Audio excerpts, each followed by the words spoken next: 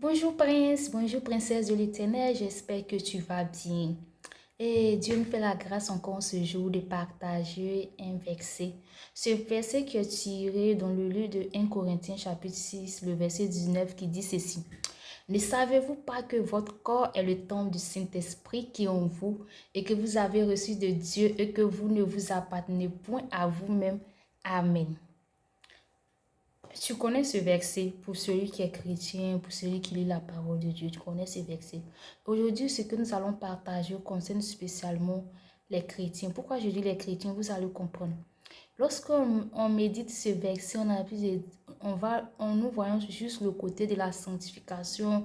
Pour dire le Saint-Esprit habite en nous, il réside en nous, il vit en nous. Nous ne devons pas pécher, nous ne devons pas forniquer, nous ne devons pas mentir parce que lorsque nous péchons, nous attristons le Saint-Esprit. Mais je ne vais pas m'attarder sur ces choses que tu connais déjà depuis l'école de dimanche et autres.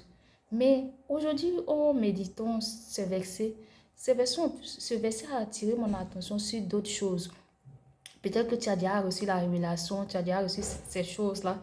Mais si tu les as déjà reçues, tant mieux. Si tu ne l'as pas encore reçu, Dieu dans sa grâce, nous allons partager.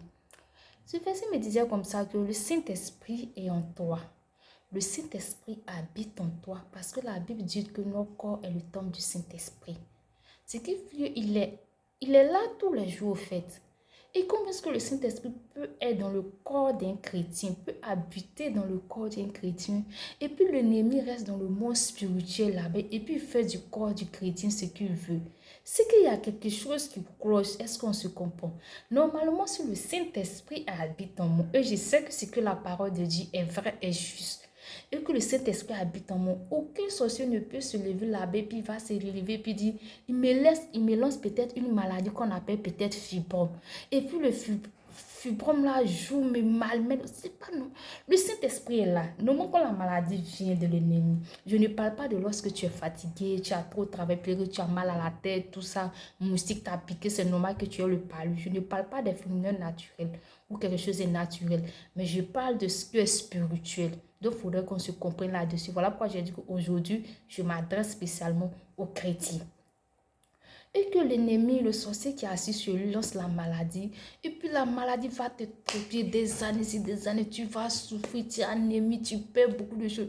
Tu dépenses ton argent. Pourtant, le Saint-Esprit en toi, il y a quelque chose qui cloche.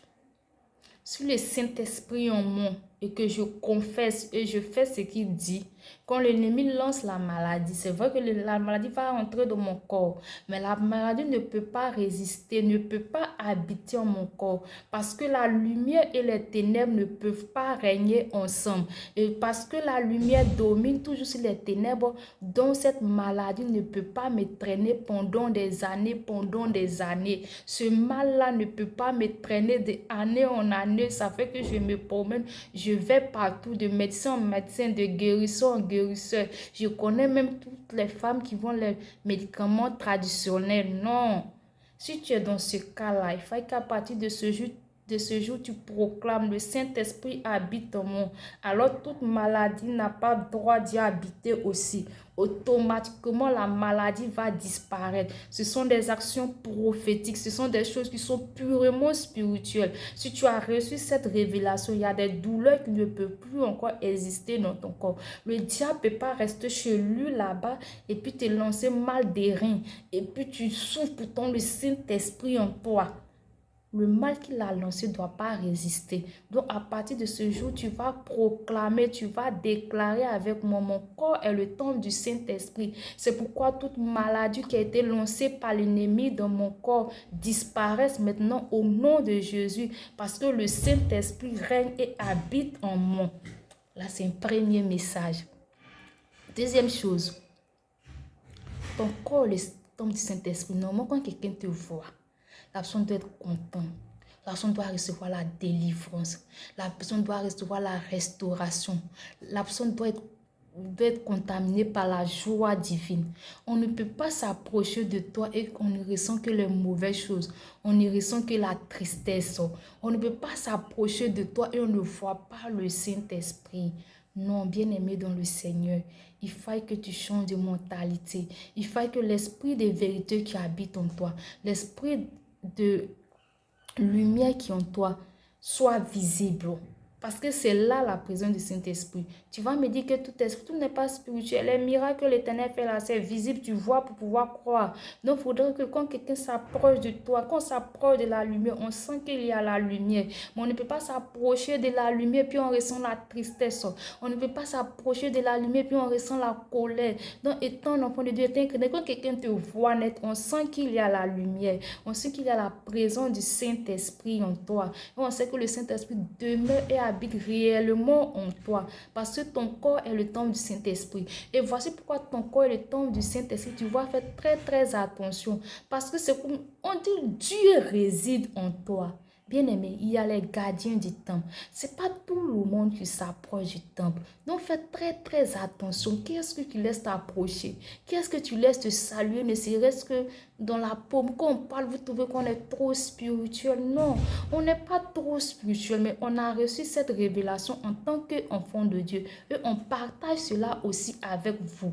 Donc, tu ne peux pas être là et puis on malmène ton corps, on fait de ton corps comme tu veux. Donc, moi, si c'est le temple du Saint-Esprit, dans un temple, il y a toujours des gardiens. Il y a toujours un processus pour y accéder au temple, pour rentrer dans ce temple. Mais comment est-ce que toi, tu fais là où le Saint-Esprit réside? Comment est-ce que toi, tu t'arranges automatiquement? Le mal réside aussi. Automatiquement, la colère réside aussi. Automatiquement, la haine réside aussi. Automatiquement, la jalousie réside aussi. C'est qu'il y a un problème. Tu dois te revoir.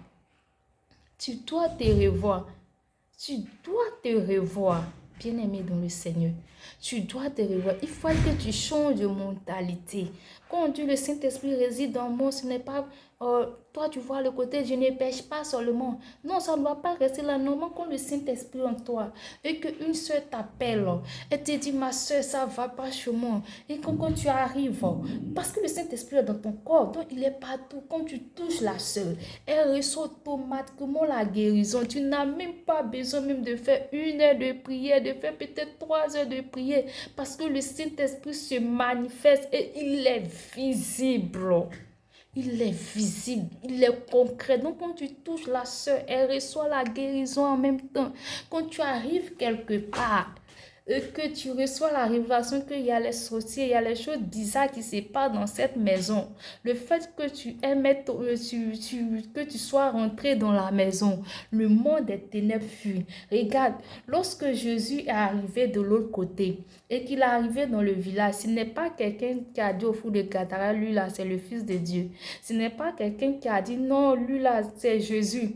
Lui-même, qu'il a vu automatiquement depuis le spirituel, le ciel, la terre, tous les éléments de la nature, comme on dit, et lui on dit que celui-là, c'est Jésus. Lui-même, il a crié. Ce n'est pas quelqu'un qui est venu au fou et puis le fou a crié. Donc, ça doit être pareil parce que tu as le Saint-Esprit. Quand tu rentres quelque part, les démons même doivent commencer à crier. Ils doivent avoir peur. Mais nous, aujourd'hui, on a le Saint-Esprit en nous. Et quand on rentre, c'est nous les démons maltraitent. C'est nous les démons font tourner ici. C'est nous les démons fatigués. C'est qu'il y a un problème. Il faut changer de vie. Le temple, il s'entretient. Le temple, il se garde. Là, nous arrivons dans la sanctification, dans la consécration. Et pour que tout cela soit visible, pour que ce que j'ai dit, il faille que tu te consacres. La consécration, ça peut être selon la dimension là où Dieu va aller avec toi. Il y a des consécrations qui sont générales, par exemple, ne fornique pas, ne couche pas, ne ment pas, là, tu dois marcher. Mais Dieu peut te dire, peut-être que pour toi, selon ta dimension, selon là où il va aller avec toi, il peut te dire, je t'interdis de ne point toucher à l'alcool, peut-être pendant 5 ans, pendant 3 ans. Là, tu dois te consacrer véritablement. Là, c'est ce que Dieu peut te dire. Pour certaines personnes, ça peut être peut-être 40 jours de jeûne pour commencer, tout ça, tout dépend de ce que Dieu veut faire, tout dépend aussi de ton intimité avec le Seigneur. Mais il faut que tu mènes une vie de consécration, la sanctification, la prière, et tu verras ces choses-là se réaliser dans ta vie. Bonne journée. Amen.